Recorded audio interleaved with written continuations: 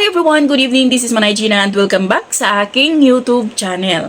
So guys, for today's video, pag-usapan natin si Kyle Echari. Kasi nga, nung nakaraang Christmas time yata yun, na pumunta doon, dinala niya si Bella sa kanila, sa Cebu. At doon nga nag-spend ng Christmas si Bella.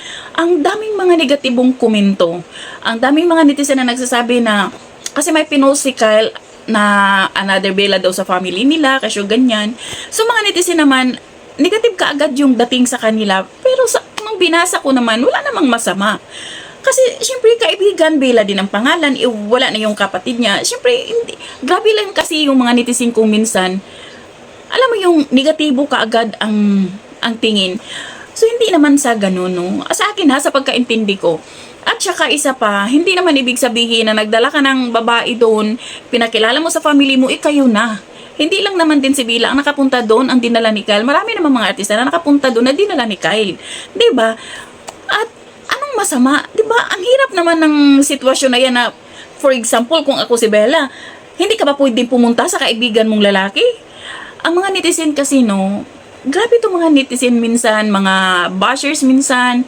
Alam mo yung, ang bilis ng ang bilis ng imagination talaga. Ang bilis makabuo ng kwento sa mga utak nila.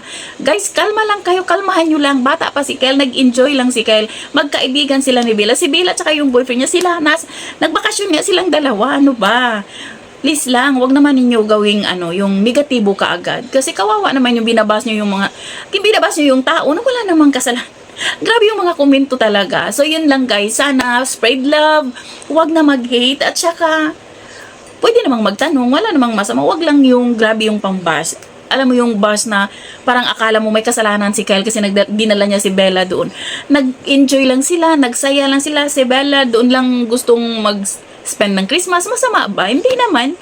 Diba guys, kalmahan lang natin siguro. No? 2025 na, magulo na ang ating mundo, magulo na magulo ng Pinas. Wag na nating dagdagan.